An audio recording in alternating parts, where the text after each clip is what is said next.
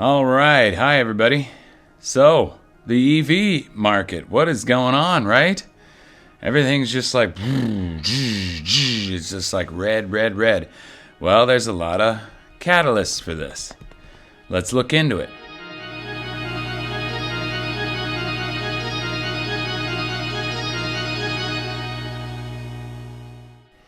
So, first off, Kandi, Kandi.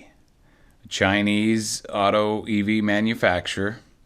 Turns out they've been reporting false numbers. And this is the scenario I've been warning about. It's Chinese, a communist country. They don't follow our rules there. Heck, the government could have helped them fake those numbers. We don't know. So now because of this, they may delist all Chinese companies until they follow our guidelines, our rules that all the other companies have to follow. And so that's causing all Chinese stocks, which means now all those EV stocks are bumping down. Heck, I think even some of them are American companies and they're going down. And part of that scenario to me is also that these companies aren't Tesla. Everybody kind of is hoping they will be. They're just not. So now how do I think this whole thing's going to turn out? Are we going to delist these Chinese companies, or are we going to just leave it as is?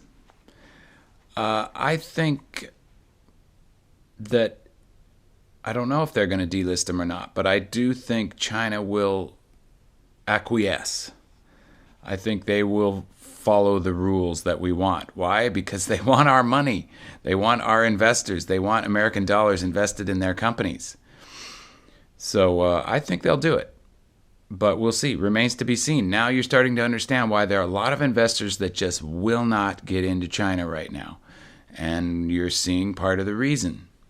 So things are a little foggy. We don't know. We all assume the best. We all look at it with rose-colored glasses. It's gonna 10x. And it's just like, let's not, it's not all blue skies over NEO. So I still have my shares at $3. I'm hanging on to them. They're probably still going to be a player in the market. It just, they may not be as big as we all thought they would be. And that's what I think most of these companies just aren't going to end up being as big as we thought. But, hey, maybe I'll be wrong. But caution is definitely something I suggest when dealing with any Chinese company that you're going to invest your hard-earned money in. So when I said in my last video yesterday that I was going to try to get into a big position in Tesla, and I did, and it turned out it was a dip.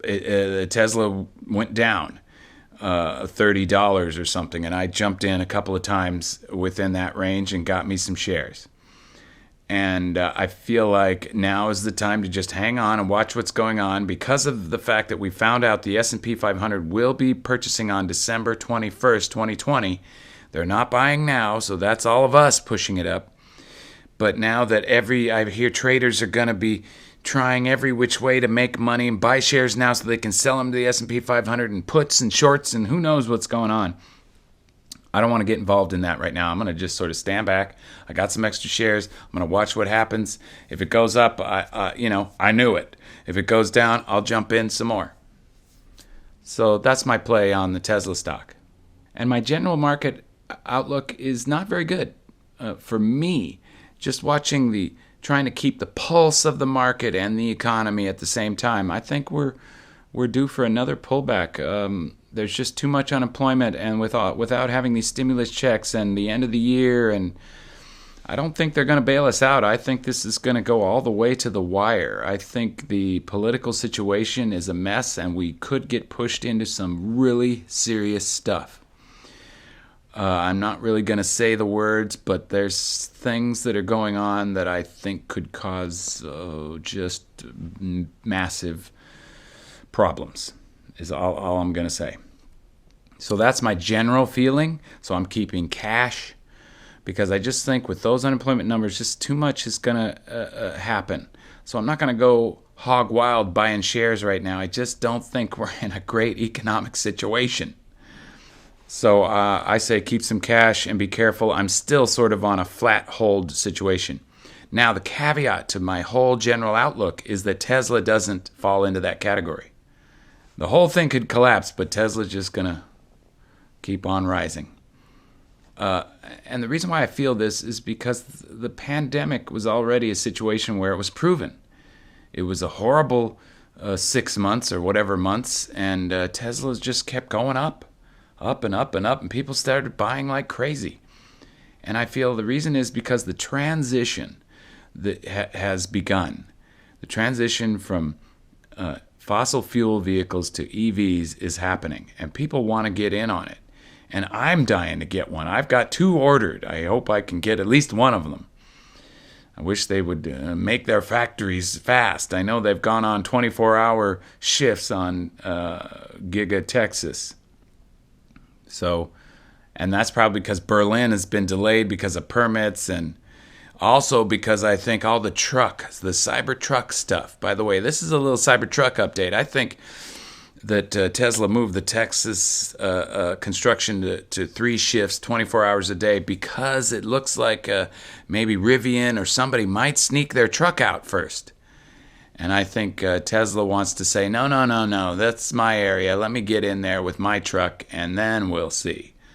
So I really think they are going into overdrive. The war is happening. The battle is coming.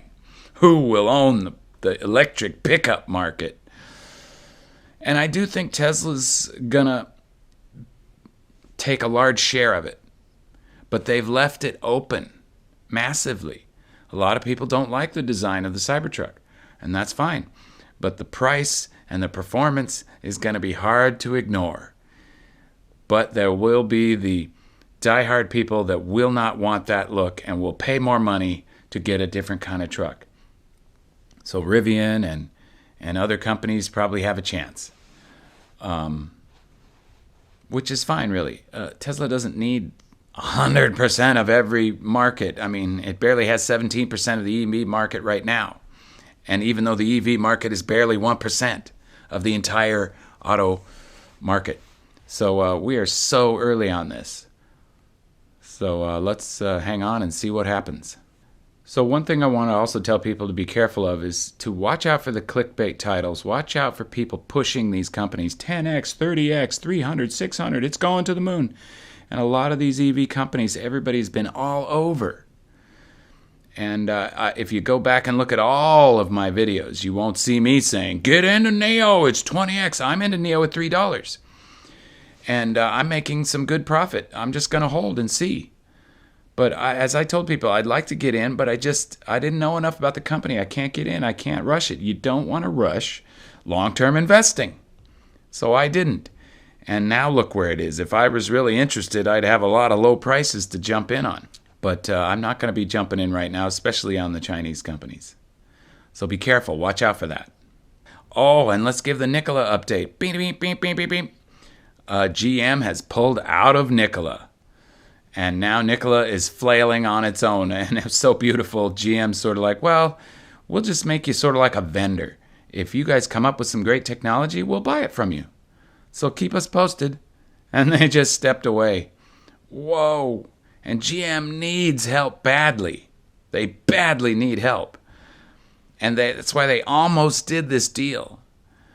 But that deal must have been horrible for them to pull out of it. Because GM may fold if they don't figure this out quick. Nikola bites the dust. Kandi could be biting the dust next. I don't know who's next. Maybe XPEV could be next. Be careful, folks. It's a volatile situation. We're going to have to start looking elsewhere for some companies that can make us some profit. And lastly, I'm just going to make one more point about why it's difficult for these other companies to compete with Tesla. Well, we aren't really taking into consideration the work Elon Musk has put in and the innovation that he has come up with and the obstacles that he has overcome. Do you realize the entire fossil fuel industry wanted Elon Musk to fail? And they pushed him, and the spin and the media were just making it like, if he doesn't make his third quarter numbers, it was just like the assumption was if they don't make their numbers, on delivery numbers, then I guess they're just a crap company, and they might as well just fold. Was the consensus, was the feeling, was like, this crap company, what are they trying to do? They can't even make their numbers. I mean, they were just ragging.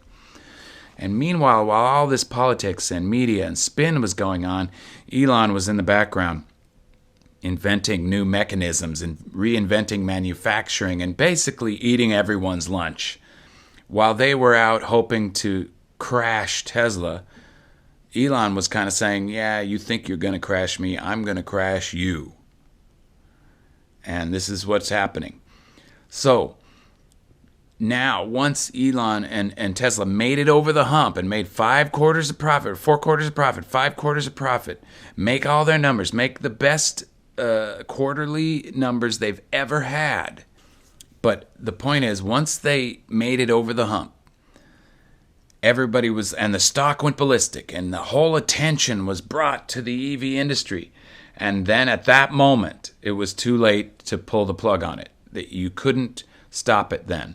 And everybody started jumping in. Suddenly, all the startups that were sort of back in the background and nobody knew that they even existed started to come forward and were like, yeah, we're in this too. We're buy our stock, and how about our stock? And so they haven't had to go through the process that Tesla has gone through. They're just sort of starting up and everybody's jumping in, buying stock like Nikola. They didn't prove anything, and we jumped in. Don't give these new companies the credit that Tesla deserves. You can't do it. You're going to fail every time. Again, my example from video 2 ago was that it's just like Apple. All these competitors jumped in. Well, we'll make a computer. We can get some chips and put them in a box and a screen. And again, all these companies that do it just to make profit, I don't want their shares. I don't like their motivation. I don't want any part of them. I would never buy a computer from any of those non-Apple companies. Apple invented the personal computer. I want to buy from them. Tesla put in the hard work to create EVs. I want to buy from him. Elon has made the EV market what it is today. I want to buy an EV from that company, no other company. And that's the way I feel about it. I don't want to buy EVs from secondary markets that are like, well, we can make one too. We'll get a share of this market if we just build a semi-okay car, and if it's cheaper than a Tesla's, then we'll just get some market share. It'll be crappy, but nobody will know. But Elon is making his cars cheaper. It's going to be so hard for the manufacturers to compete. I don't know. We'll see. If somebody can come up and prove him wrong, I'm ready to check it out. All right, folks, that's my advice for the day. Remember, I'm just here for entertainment purposes. Don't take my advice. If you're going to buy something, it's your own decision. You make decisions based on your financial situation. And I would listen to multiple YouTubers and make your own choices. So until next time, take care.